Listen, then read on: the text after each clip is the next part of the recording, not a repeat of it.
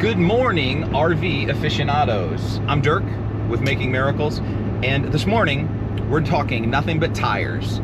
We're heading to the discount tire right now to get 4 new tires put on our fifth wheel and also add 1 spare which never came with it when we bought the rig.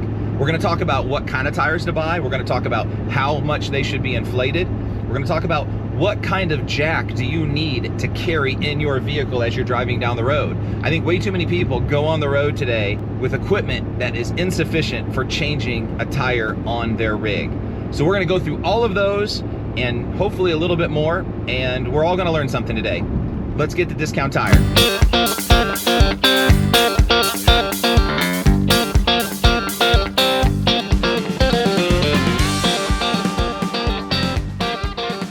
So it's early in the morning. We have decided that the Sabre that we just bought earlier this year, the tires are maybe a little bit low, maybe a little bit rubbed in certain areas. So we're gonna give them a quick look over, and I've already gone ahead and ordered some Goodyear Endurance tires. I've done a lot of research on, and in my opinion, probably the best tire for a trailer. I mean, really designed to handle what a trailer handles. So let's check out these tires and let's go get our new tires put on. It's one of the problems when you buy a used RV or you buy a used trailer is you don't really know what kind of wear was put on them. Have they been sitting for a significant amount of time? I mean, tires were made to be driven. They're made to be rolling, and when they sit, they rot. And that was one of the indications when I was looking at if I get new tires or not, just looking at the condition of the tire. Does it look like it's been sitting? Are there cracking on the sidewalls? Is there uneven wear across the rubber of the tire? A couple of these look decent, but also a couple of them look bad. So just to be safe, I'm gonna go ahead and make sure that we get all new tires on, just because that's one of the things you don't play around with. There are certain things that you can get by without doing, but when it comes to your safety, and if you've ever been a part of a blowout before, you just don't play around with it. This is what I was looking at. So you kind of see a lot of wear around the sidewall here. Significant amounts of tiny little cracking that you see along the outside. And even at that, you can kind of see there's really no grooves anymore the way that this is worn.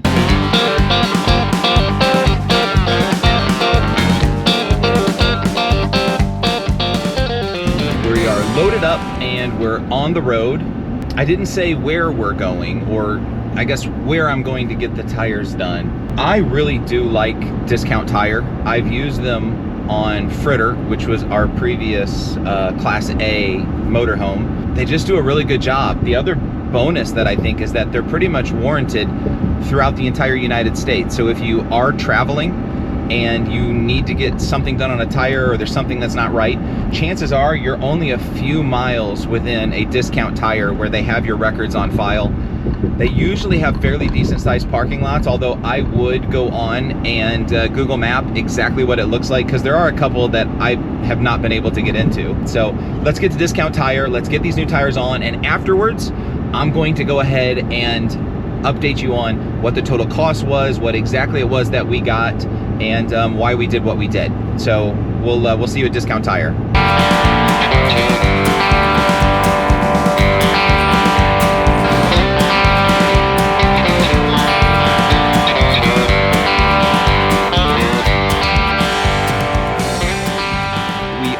Front of Discount Tire, and we got a really good analysis of what our tires look like. They've got a pretty cool machine that you scan across the tire, and it kind of tells you your tread depth. It shows you where the damages are at, and they rank it on a scale of 10 all the way down to 1. And believe it or not, most of the tires on the Sabre, they scored probably about a 7 or an 8.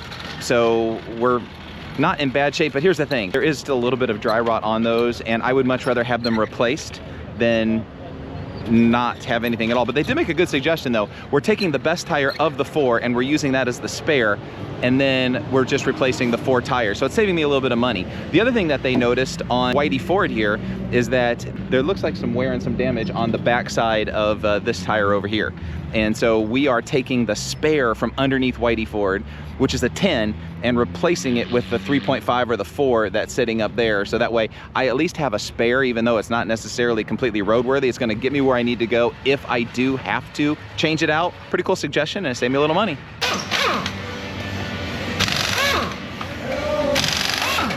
What PSI should you keep on something this size? So something like this, the tire is always rated for kind of what they're running on it. So definitely anything like this. The trailer tire will usually have a cold PSI, which is usually what you want to set it to. For this particular case, it's 110 PSI. Okay. We can get close to that here. Our cages only go to 90 PSI, okay, which should still be plenty. Because obviously as you're driving and the tires heat up, you are going to have some sort of... It increases. It increases the pressure a little bit. So, yeah, 90. I think one of our cages we can go to 110. Okay. So... Because these have been running at like about 85.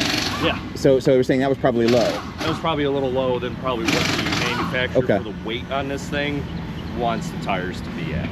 So should you pay attention to the manufacturer PSI recommendations or the trailer itself PSI recommendations? You'll get guys that are hardcore for both. Yeah. Being a tire guy, I always go by what the tire is recommended for. And we're putting on Goodyear. Is it? Would you say that's the best of the best? Those are probably the best trailer tires on the market right now. Okay. Especially for something with, again, this kind of weight. And why is it so important to shop at Discount Tire?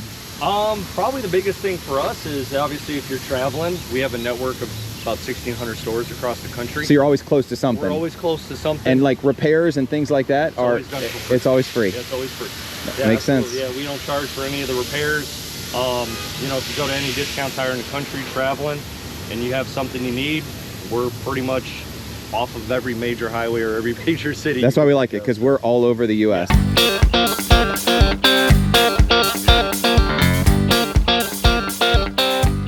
What is the best setup to carry like in your truck if you do have a flat or a blowout? Because I mean, I think the jack that's in there is horrible. Oh, the little like scissor so like, jack is there something that you recommend that somebody that has something like this keep with them at all times? I would maybe check out like Harbor Freight or something and get like one of their like 3.5 ton like little Daytona jacks. Okay. I have a couple for my own personal shop. Are they quick to raise up? Because the one in there, I feel like I'm cranking that thing forever. They're a pump jack just like this. Okay, yeah, but also compact enough that you can keep in. Yeah, you can probably keep it in here or in the bed of the truck itself. They're not that big, and then go get like a, you know me, I just run a cheap little cordless impact gun like we're gonna use out here. So that way you can change tires as quick as you can instead of being stuck on the side of the road. So as long as you get the bit, you can pretty much get them out with any type of hammer drill. Yep, yeah, and this is, yours is running a 21mm socket. Okay. Yep. And so does it worry, do you worry though because it's not the right equipment, like when you're putting it back on, of over tightening or under tightening? No, because this one is actually torque limited to 80 foot-pounds. Okay. And then when we'll run it down to 80 foot-pounds with the electric, and then we finish everything off with a hand torque wrench. Awesome, so we don't try to got it, okay. We don't do the ugga-dugga and send it on its way.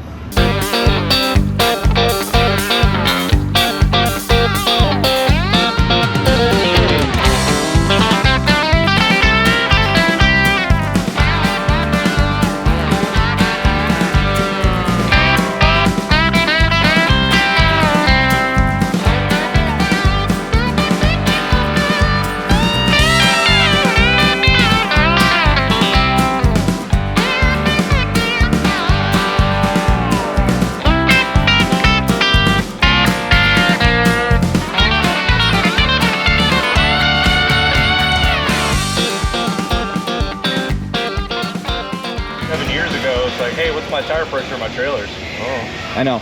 It's a lot of people say that they're worthless, but I mean, to me, when I know that something's overheating or I see something down, I mean, you can prevent. I mean, because like you have a blowout on one of these, I mean, it rips your entire undercarriage out. Take the whole and this one, you can kind of see this one's already had it. Yeah, I've seen it where a couple weeks ago we had a gentleman come in. He was from Australia, and he had one of those drift cars. Like literally, all they do is burnouts. Yeah. And he had a blowout on his trailer, unfortunately, and tore the whole side of it right off. I was like, yeesh. Yep.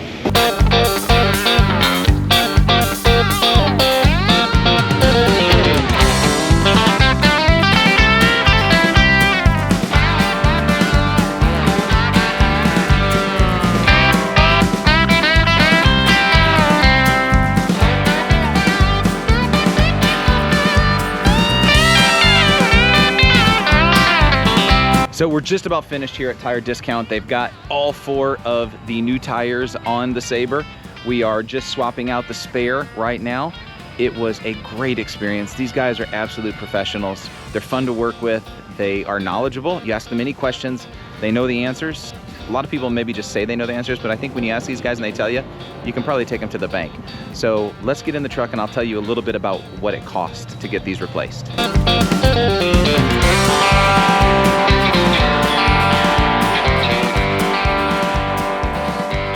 All right, well, we are done with Discount Tire. They did a fantastic job. I love going to that place, and I'm not sponsored by Discount Tire or anything like that. They just do a great job, and I think when you do a great job at something, it's important to let other people know about it. And the staff there is fantastic. They answered all of my questions. So I know that you're wondering, how much did this cost? So for four brand new tires, the Goodyear ST tires, we took the best tire of the 4 that was on the trailer, and I ordered a brand new rim, and we're converting that into the spare tire. And then we did a swap out of my spare tire on the truck with the tire that was not in the best of shape, and then turned that into the spare tire. So the total amount for all of that was $1,482. The next best was coming in closer to around $1,100 or $1,200. And I mean, honestly, for the rating of the Goodyear tire, and I could have actually have kept these tires on because they weren't in horrible condition, but what's it worth to make sure that you're driving down the road and you've got your family in the car, that you are as protected as possible driving down the road? And I don't think you could put a price tag to that. So thanks for joining me. I hope this was helpful, and we look forward to seeing you down the road.